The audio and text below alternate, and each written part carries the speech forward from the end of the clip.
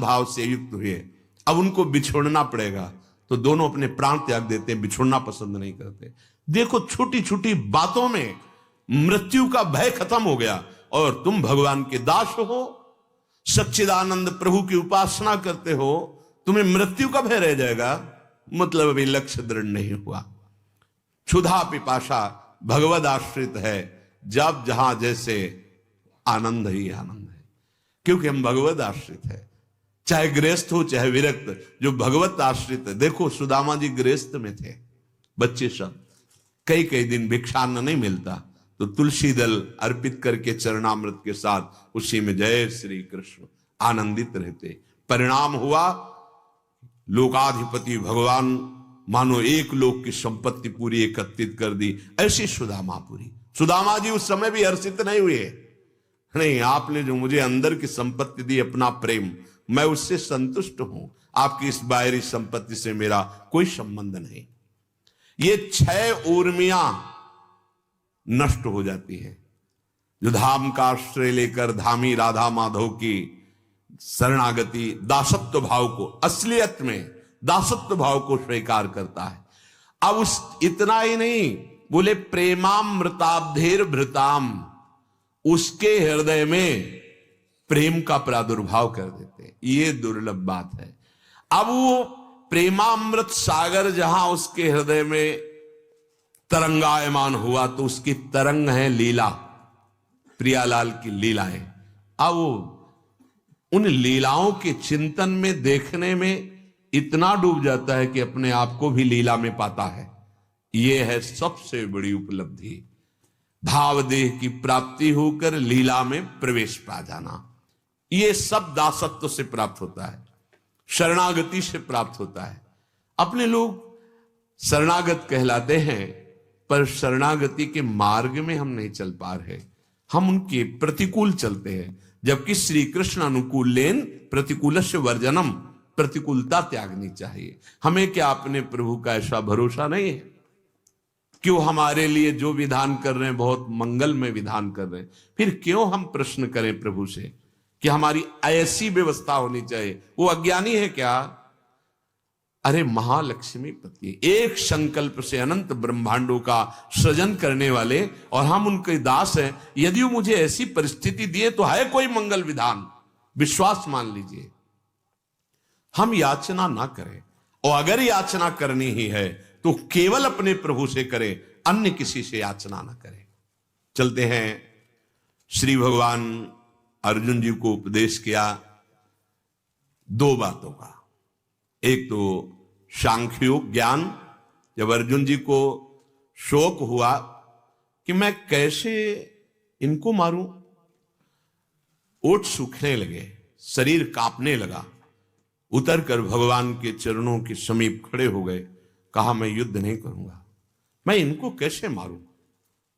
मैं आपका शिष्य हूं, आपका शरणागत हूं, मेरा जिसमें परम श्रेय है, परम कल्याण है, वो आप मुझे बताइए। भगवान ने पहले सांख्य योग का वर्णन किया, ज्ञान योग कि जिसमें शरीर क्या है और आत्मा क्या है, वर्णन किया। फिर अर्जुन जी को बताया कि जब शरीर अगर मानते हो जन्मा है तो मरेगा जरूर, वैसे तुम अजन्मा हो, ना तुम्हारा कभी जन्म हुआ है ना तुम्हारी कभी मृत्यु होगी, शरीर राग के कारण ऐसा है। यह बात जब हमारी बुद्धि मोह रूपी दलदल से तर जाएगी, शास्त्र रूपी जाल से भी निकल जाएगी, और हम विषय, इंद्री, मन, बुद्धि इन सबको अपने अधीन कर लेंगे तो परमात्मा में स्थित हो जाएंगे। परमात्मा में स्थित पुरुष का लक्षण क्या है? वो कैसे बोलता है, कैसे बैठता है, कैसे व्यवहार करता है? ऐसा अर्जुन जी ने प्रश्न किया। भगवान ने उसका उत्तर दिया। अभी जो कल तक चर्चा हुई वो ब्राह्मी स्थिति की चर्चा हुई। अब अर्जुन जी को लगा कि भगवान मिली हुई बात कैसे कह रहे हैं। ये नियम है कि जब श्रोता प्रश्नकर्ता अपना आग्रह लेकर जाता है तो उसको कभी उत्तर सही नहीं लगेगा, पक्का। बिल्कुल शास्त्रीय अनुभूत उत्तर दिया जा रहा है, लेकिन उसका संशय निवृत्त नहीं होगा। क्यों? क्योंकि अंदर से आग्रह लेकर के गया है कि मैंने जो निश्चय किया यही ठीक है। वक्ता, उत्तर देने वाला जो बोल रहा है, वो तभी हमारे ऊपर रंग लाएगा जब हम अपना आग्रह छोड़कर अपना प्रश्न करें। अब जो निर्णय निकल रहा है उसका हम पहले मनन करें, मनन करके आचरण में उतारें, तो आपको उत्तर समझ में आ जाएगा कि सही है। लेकिन आपने पहले ही मान रखा है, जैसे अर्जुन जी ने, मैं आपकी शरण में हूं, आपका शिष्य हूं, पर मैं युद्ध नहीं करूंगा क्योंकि युद्ध करने में पाप है, युद्ध करने में दोष है। वर्णन किया ऐसा होगा, उस सब मारे जाएंगे, फिर स्त्रियां दूषित होंगी, वर्ण संकर होगा, उससे फिर पिंड लुप्त हो जाए, क्या क्या वर्णन किया। अब अर्जुन जी को लग रहा है कि भगवान हमें स्पष्ट आज्ञा तो दे नहीं रहे, कभी सांख्य योग का वर्णन कर रहे हैं, कभी कर्मयोग का वर्णन कर रहे हैं, अब ब्राह्मी स्थिति का वर्णन किया, तो अगर ब्राह्मी स्थिति ही सर्वश्रेष्ठ है तो मुझे घोर कर्म में क्यों लगा रहे हैं? अर्जुन जी भगवान से प्रश्न किए। अर्जुन उवाच ज्यायसी चेत कर्मणस्ते मता बुद्धिर्जनार्दन तत्किं कर्मणि घोरे माम नियोजयसि केशव व्यामिश्रेणेव वाक्येन बुद्धिं मोहयसीव मे तदेकं वद निश्चित्य येन श्रेयो माप्नुयाम। जनार्दन, देखो अपना आग्रह रखने पर कैसा भाव अर्जुन जी का आया। व्यामिश्रेण वाक्येन, ये मिले हुए वाक्य कैसे बोल रहे हो आप? कभी सांख्य योग, कभी कर्म योग, कभी सिद्धि की अवस्था, ये ऐसा आप जो मुझे से एक बात बोलो ना, मैं क्या करूं? ये मिली हुई बातें बोल रहे हो। भगवान सब स्पष्ट अलग अलग वर्णन किए और सब अर्जुन के लिए वर्णन किए, क्योंकि तुम शोक के आश्रित हो, मोह के आश्रित होकर कह रहे हो कि मैं अपना परम कर्तव्य जो धर्म है, छात्र धर्म के अंतर्गत इस समय युद्ध, उसको नहीं करूंगा क्योंकि उसको करने में पाप है। तो भगवान ने दोनों भाव से समझाया, कर्मयोग के द्वारा और सांख्य योग के द्वारा। अर्जुन को मिली हुई बात लग रही। क्यों? क्योंकि आग्रह है, मैं युद्ध नहीं करूंगा, और प्रश्न भी है कि श्रेय मेरा किसमें होगा, परम कल्याण किसमें होगा।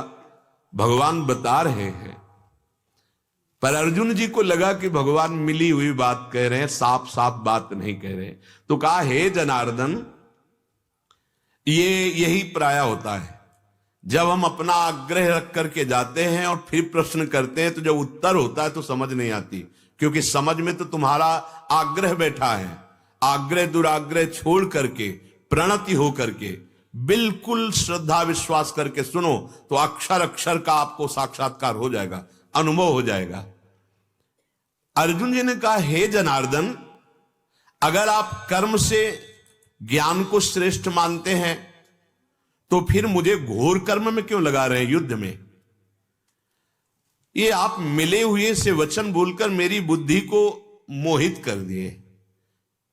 यद्यपि भगवान मोह का नाश करने के लिए दोनों का वर्णन किया, सांख्य योग अर्थात ज्ञान योग और कर्म योग का। मनुष्य के अंतःकरण में कमजोरी रहती है, वो प्रश्न करना धर्मयुक्त बात है, आप कर सकते हैं प्रश्न, लेकिन वो उत्तर को अपने अनुकूल चाहता है, जैसी मान्यता की वैसा चाहता है, ऐसा नहीं होता। वक्ता से अपनी बात का समर्थन करवाना वो उत्तर नहीं होता है, उसको स्वतंत्रता दी जाए। और जो हमारी मान्यता है, अगर हमें पक्का विश्वास है तो प्रश्न क्यों किया? और अगर प्रश्न किया तो मतलब तुम्हारी निष्ठा नहीं है, तुम्हें जो अनुभव उस पर पक्का विश्वास नहीं, तो वो जो बोल रहे हैं श्रद्धा से